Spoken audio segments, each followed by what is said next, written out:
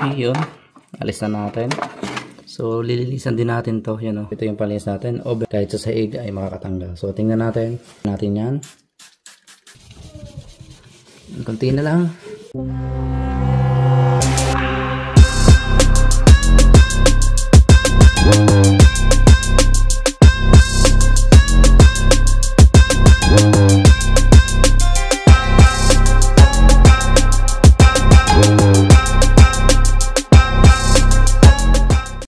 Ayun, magandang umaga po sa inyong lahat, magandang hapon, magandang tanghali, magandang gabi, isang mapagpalang araw po sa lahat ng viewers. Yan, hello to all viewers out there. Ayan, may bago na naman tayong content ngayon guys. So mayroon tayo dito sa harapan natin na refrigerator. So ang problema po nito ay tumatagas yung ilalim. So ayan po yung problema niya. Ayan, medyo umiitim yung ilalim natin. Yung mga gilid-gilid, yan, parang may lumalabas na kalawang. So, silipin natin yung loob at likod at ilalim kung ano ang problema. So, open natin. So, kita nyo. So, sa mga ganitong may problema po, ay panoodin nyo po yung ating video at makakatulong po yan sa inyo. Okay? So, alisin muna natin yung mga gamit para hindi mabigat ang paghila natin. Yan, magkabalang palibot o kinakalawang na. So, hindi maganda to at papasok to sa ating sa ating pagkain. Malalanghap ng pagkain natin and hindi maganda sa ating katawan. Ayan, kita nyo naman, kinakalawang na, napupuno na. So, nagyayelo na din yung ating mga nasa refrigerator. Yan, sobrang ice na po. Yan, ang daming berries. So, alisin muna natin lahat yan. Tayo ditong tuna. So alis natin lahat yan. Alis natin ang laman. So para hindi tayo mahirapang itulak maya maya. Dito muna sa ilalim. Kasi mabigat din. Alright. Yun. So balik tayo dito. Nakikita nyo naman ang ating refrigerator. Punong-puno ng yelo. Hindi na minsan maitulak. Or hindi na natin mabuksan. Kasi napakakapal po ng ice. So i-move natin papunta dito yung ating rep and patayin muna natin. Yun ba, unang-una yun ang ating gagawin. Papatayin natin ang ating refrigerator. So ito hindi na natin kailangang alisin, magaan naman yan. Ang inalis lang natin ay yung mga frozen at medyo mabigat po yun. Okay, let's go. Akyat tayo sa taas. Kailangan natin itong hagdan. Alright, ito na yung ating mahiwagang hagdan. Akyat tayo sa taas and papatayin natin yung ating power. So alisin muna natin itong mga gamit na to. Baka ito ay mabagsak kasi ito ay babasagin. So ito yung mga hindi ginagamit, nilagay lang dito kasi para makapaglagay ng marami. Baba muna tayo. So yun yung ating power. Muna tayo, baba natin to at delikado. So hindi tayo basta-basta makakilos ng ayos kapag ganyan madami tayong mga gamit na nakalagay. Napakalikabok, maya-maya linis natin. So ang power ng ating refrigerator ay ito. So papatayin muna natin. So nakabuhay yan. Patayin natin doon. Ayun, patayin na po and nawala na yung kuryente. So ganun po laging gagawin. Ang unang-unang gagawin ay laging safety muna ang ating gagawin. Okay, antabay lang kayo dyan. And thank you for watching. Sa mga nanonood dyan, shoutout po sa inyo lahat. So yun, nakikita nyo, nagsisindi din tayo ng takauni at babarbecue tayo. Okay, move natin to pa harap natin.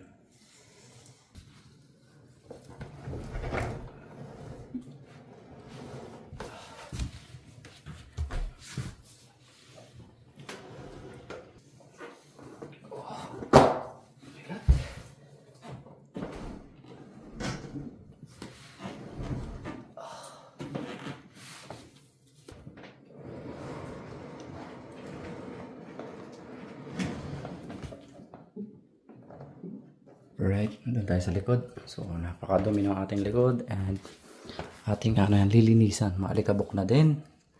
Ayan, nakikita nyo, maalikabok. And silipin natin ilalim. Yung pipe niya ay barado. So ang magandang gawin natin dyan ay i-defrost po natin para mawala po yung bara. Kaya hindi na pumupunta dito yung yung mga dapat ma-drain niya. So minsan madumi yan. Alisin muna natin to. So may lock to dito sa gilid, yan o. Ito yung lock niyan. So alisin nyo muna yun bago matanggal. Okay. So yun. So then naalisin nyo din yung kabila. So pull out nyo lang yan ganyan. Madali lang po itong alisin. Okay yun. Alis na natin. So lilinisan din natin to. Yan o. Kita nyo. Sobrang ano na. Na ano na yung ating nabarado na yan. Sigurado gawa ng ating ano. Kailangan i-defrost po natin yung ating refrigerator. So mag-defrost tayo. Medyo matagal-tagal to. Abuntin ito ng ilang oras. So gawa na lang natin. Patak-patakan natin. Spray-sprayan natin hanggang bumagsak yung yelo. Gawa tayo ng solusyon. Okay, makita nyo naman hindi na po gumagana yung ating hindi na nag-i-evap na yan siguro pataas kasi barado siguro yung pipe dahil punong-puno ng yelo. Kaya ganyan sa harapan ay talagang napakadami po ng yelo at napakakapal. Lilinisan natin. So napakadumi. So ayun, bago tayo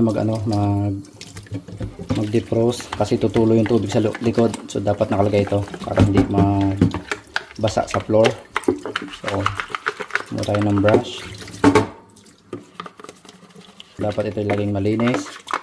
So every month dapat sinecheck to. Minsan ay madumi siya. Yan katulad yan daming dumi. Yan punong-puno ng dumi. May itim. So dapat ay kada buwan nililinis natin yan. Sinisilip. Kasi napupuno ng alikabok.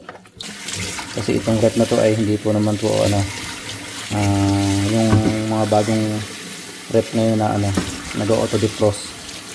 So kung bibili kayo ng rep na bago, mas maganda yung auto defrost po para wala na kayong problema. Hindi na lang. Yan itim yun at kaitim diba? Para may petos.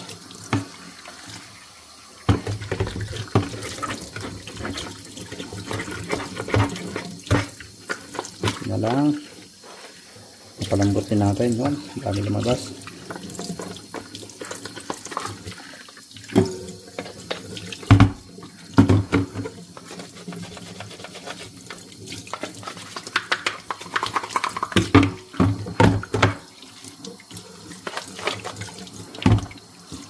Okay yun, malinis na.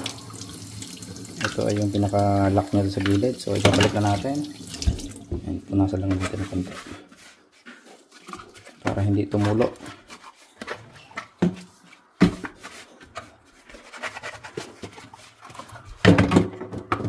So labas natin mamaya yung mga basang yan. Pwede pa natin gamitin sa ibang bagay. Alright, alisin mo itong extension natin. So napakadumi guys, sobrang dumi. Ulit naman yung bata patuta. Ito naman ay pinatay na natin doon sa taas. Dapat malinis po lahat.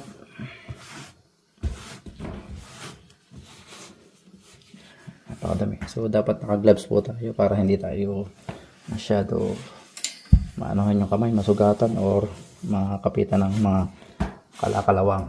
Okay lang mo dumihan, madali naman tanggalin. Okay, kita nyo yan So dahil hindi na nga siya dumadaan doon sa ating pipe drain ay kaya bumabagsak na lang po siya sa sahig at mga ganong hindi maganda kasi bumabalik sa ating refrigerator yung amoy and yung pagkain, yung singaw pati nag-iiba pataas, hindi maganda. Okay, konting linis pa, sprayan natin to ng liquid na ating solusyon. Mamaya ay ito naman loob. Okay, ito yung palinis natin, oven, grill and spray. So ito ay nagagamit din sa ating another tips, nagagamit din po ito sa ating pang oven talaga to, pero nakakatanggal po ito ng mga nag-stain na yan, yung mga nag-stain na maduduming bagay sa ating mga pinaglutuan, kahit sa sahig ay makakatanggal. So tingnan natin, bagong bili po ito, ito ay 6 euro din. Spray natin yan. Yan dapat konti. Nasa natin. So yun So babada natin ng konti pa. Lahat yan. Dito muna tayo sa kabila, sa gilid. So yun, nakakatanggal po siya. Maganda to. So, magandang panlinis. So Huwag lang i-spray sa loob ng ating rep at delikado. Baka mamaya may ma-sprayan tayong pagkain doon. Okay, yun. Konti na lang.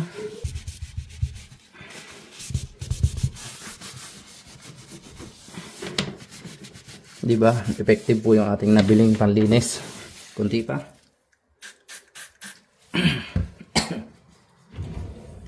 So mas maganda po kung magaganto kayo, magmask kayo kasi masangsang din po yung amoy niya. Hindi maganda sa ilong.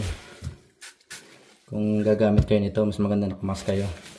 And medyo ilayo yung bata at hindi din maganda sa ilong amuyin. Sakit sa ilong. Okay.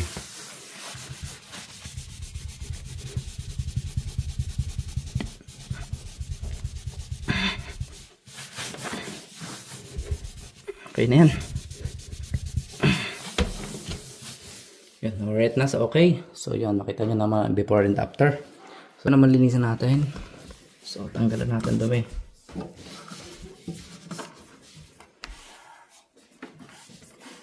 So, punas-punasan natin ang alikabok para hindi po pupunta sa ating ano. So, hindi na ako nagmask kanina.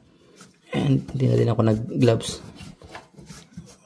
Okay na, wala nang dumi, malinis na. Hindi ka mukha kanina, kadami po ng dumi. Okay. So kailangan ma-defrost natin muna yung yung harapan kasi sigurado yung pipe niyan ay barado na po. Dito tayo sa taas. Okay. Punas lang natin. Kasi wala tayong vacuum.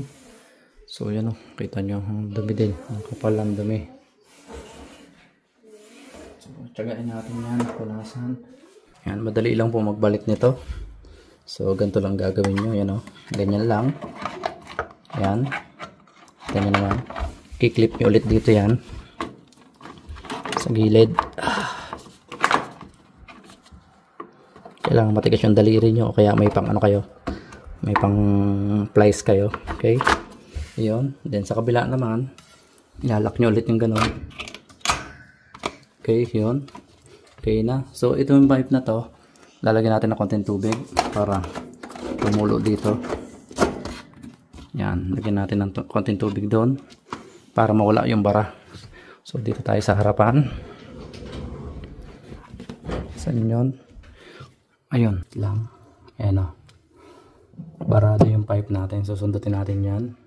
So, yun po yung daanan ng tubig natin. Ayan. Sundutin po natin yan. So, lalagyan natin mamaya ng tubig yan. Bubogahan natin.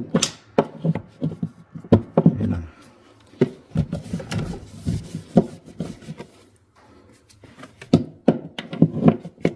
Okay. Saan yun? Doon. Lagyan natin ng konti yun.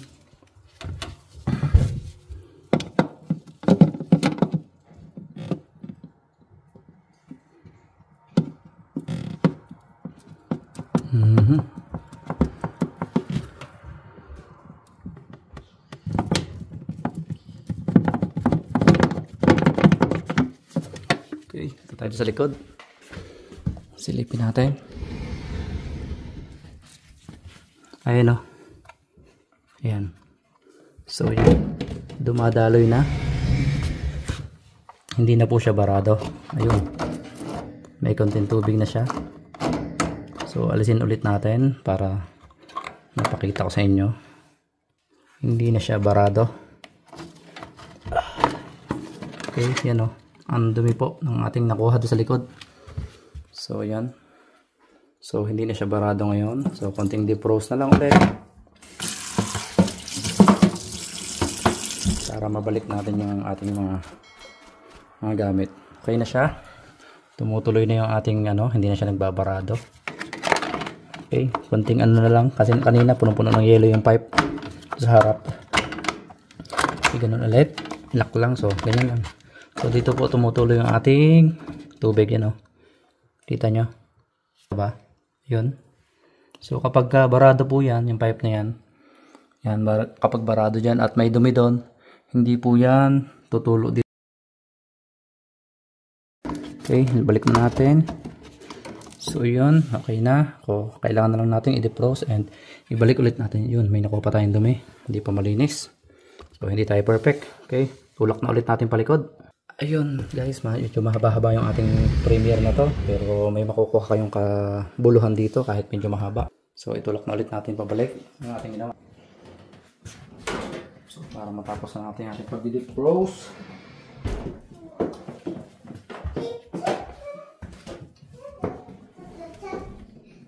Yun. Alright.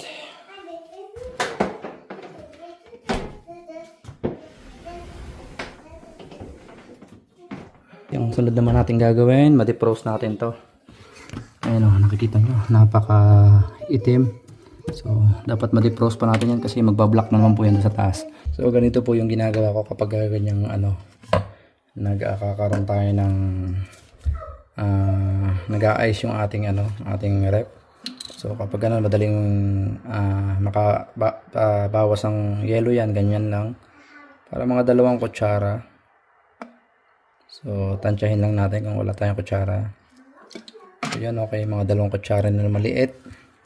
And ang gagawin nyo po dyan ay mas maganda ka sana kung may spray kayo, kaso natapon ko yung spray ko.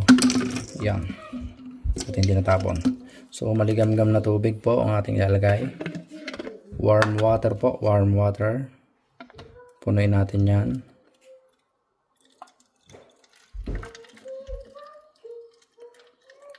So mainit-init niya na sa thermos natin. So ito po yung gagamitin natin, pampababa ng ice. Para bumagsak po, para hindi na tayo maghintay. Huwag nyo pong gagamitan ng kutsilyo. So kalimitan yung iba nakikita ko, inaano ng kutsilyo, sinusundot. O kaya yung matatalim na bagay. Okay, and butasan nyo yan, lagyan nyo ng butas. Okay.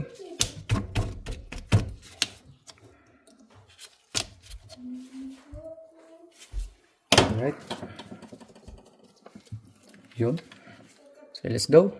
Okay, dapat mayroon kayong basahan dyan sa ilalim. Yung ginamit nating basahan na isa. Ito yung ginamit nating basahan panlabas. Okay, ganyan lang, nakaabang lang para hindi tumagas yung ating yelo na babagsak. So 2 basahan yung ginamit ko kanina. Ito panlabas, yung isa puti panloob. Okay, konting spray muna. So ito yung ating maligamgam ng tubig na may vinegar. So mas madali po yang makabawas ng yelo. Babagsak po agad yan. Yan o. Mainit-init nga konti. Medyo mainit. Yan. Okay, sa taas din. Yan, dito din sa taas. Ayan o. Yan, makapal-kapal sa loob. Nakita nyo ang kapal o. Lagyan natin yan, pati dito si babaw. Mamaya po babagsak na yan. So ito yung mga katulong sa atin. Tulad dito ng kabila. Yan o. Yan o. So okay na. Hintay lang tayo konti. So tingnan nyo dito sa kabila. So tingnan nyo yan o. Yan o. Bumabagsak na. Mas madali pong matunaw. Ayan o. Kamay lang po ang gagamitin natin kapag ganon. Hindi na po natin kailangan salaksakin ng kutsilyo. Ayan o. 2 basong tubig maligamgam and 2 kutsara po na ating yung ating vinegar. Ayan o. Ang bilis lumambot. So wag kayong gagamit ng kutsilyo kasi delikado po ang kutsilyo. Kapag sinalaksak nyo ay baka makatusok pa ng mga tagiliran, bubutas yung inyong rep. Yun. Kita nyo naman makita nyo pati yung mga dumi-dumi ng rep. Yan o. Pakita natin mga dugo-dugo ng isda at mga karne. sa taas naman. So malinis na. Sa taas naman tayo. So itong taas, konting lagay ulit. So maya maya babagsak na yan. So ganyan lang yan. Ayan o, lambot na. Kita nyo? Ang lambot lang. Ang dali lang po. Hindi natin kailangan ng mga ice pick or matilos na bagay. So yung tips ko, hindi natin kailangan salaksakin ng kutsilyo. Ayan o. So mas maigi bantayan nyo para hindi kumakalat yung yelo. Yung basahan kasi hindi basta makakadala yan. So yung steel wool, dahan-dahan nyo lang i-rub. Ayun o, bumagsak na o. Ayan o. So konti pang spray. Buhusan na natin yung tubig na yan. So maganda po yan, warm water. Kung kaya nyo mainit-init, mas maganda. Tapos 2 kutsara po na vinegar. Yun. Ayun, ubos na. Pwede na siguro yan. And alright. So yun, tutok natin sa taas. Ano. Konti na lang po. Okay. Lagyan natin dito.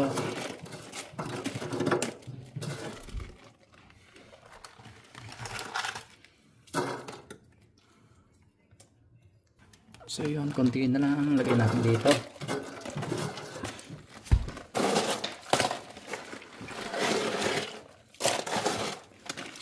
Ito ang yellow. Maba na. Ayan o.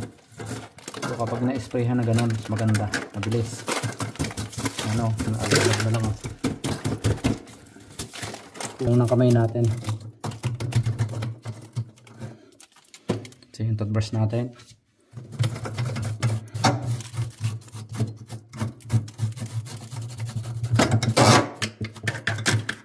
Yung gilid-gilid, alisin natin. Yan o.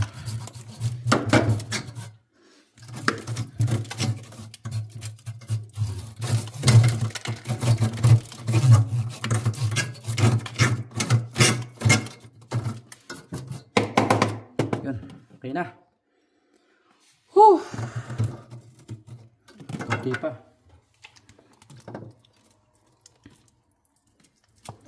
Gilid na lang. So sahudan nyo lang na ganyan para hindi masyado tumapon ng tubig. Spray lang. So wag po natin pakalatin pag spray.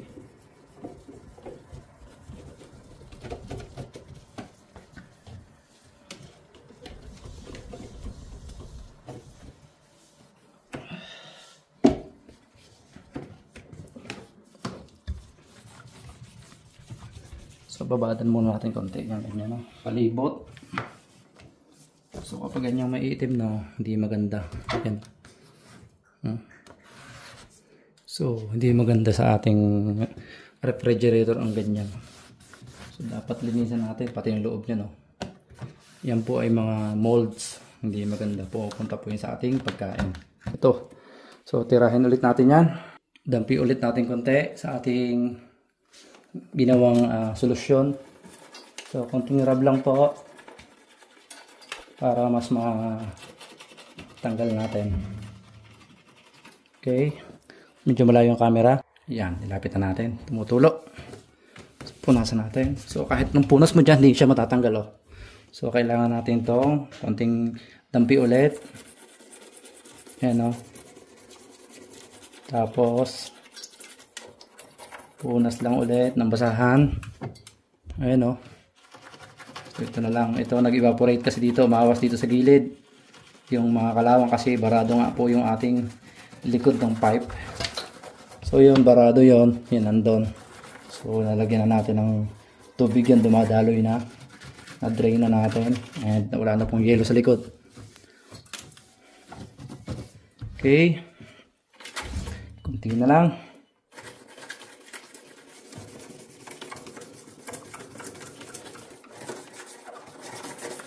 Tapos na tayo sa ating project. So lampshade na lang ang kulang natin. Gagawa ulit ako ng lampshade. Lampshade naman po yung gagawin natin. Yan o. Kita nyo naman ang pagkakaiba. Mga before and after natin. Okay, ganda lang dulo. And yung kabilang gilid. So yan, medyo kinakalawang na. So pipinturahan natin yan sa summer. Marunong tayong pintura, pinturahan na din natin. So counting rub lang po kasi sabi ko nga po matatanggal yung pintura. Yun. Dampi ulit natin sa tubig na may baking soda.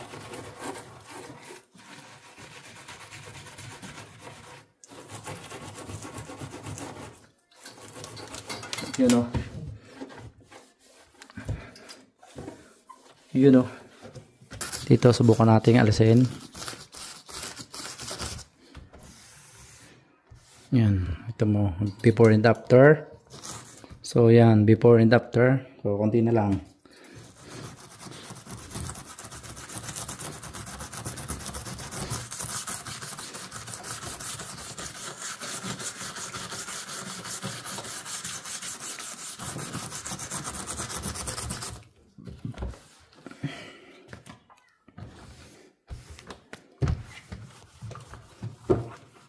Sa tingin lang natin madali namang gawin, pero yun nga, kain sa oras. Madaming oras ang ginugugol. So kailangan talaga tayo ay matyagang tao. Tayo pwedeng mainit. Okay.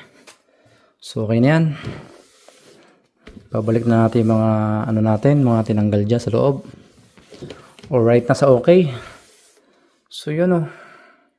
Nawala na yung mga dilaw-dilaw. Kakapagod din. So yun. Ibabalik na natin yung mga gamit na yan. At nalinisan na din natin yan. Pati yung taas na punasan na din natin. Okay yun. Lalagyan na natin yung mga gamit. And ready na tayo.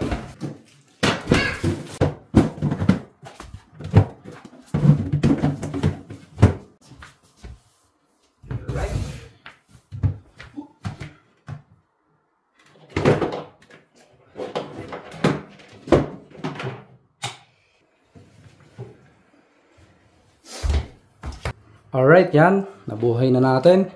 And lagay na natin sa 2. Maya-maya natin gawin number 1 pagka malamig na. Okay.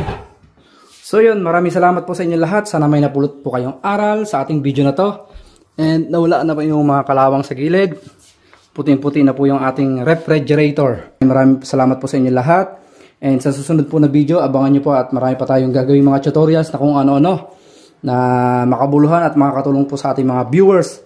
So close na natin. Kitang-kita nyo naman ang gilid. Maputi na po. Hindi katulad kanina nung ano natin, madilaw. Sobrang dilaw niyan. So ngayon maputi na. Okay, close na natin. Close na natin. So yun, ang mga wire natin tago. So yun, yung wire na yun sa taas ayusin natin mamaya yun kasi may ilaw dyan sa ilalim. Panibagong content na gagawin natin. So yun, thank you very much. And sa lahat po na nandito, lahat ng team na nandito, maraming salamat po sa lahat. And enjoy kayo sa ating palaging last chatters. And mag-iingat kayong palagi. And maraming salamat sa hindi nakakalimot sa ating channel. And God bless you all. Bye bye. Shout out sa lahat. Thank you again.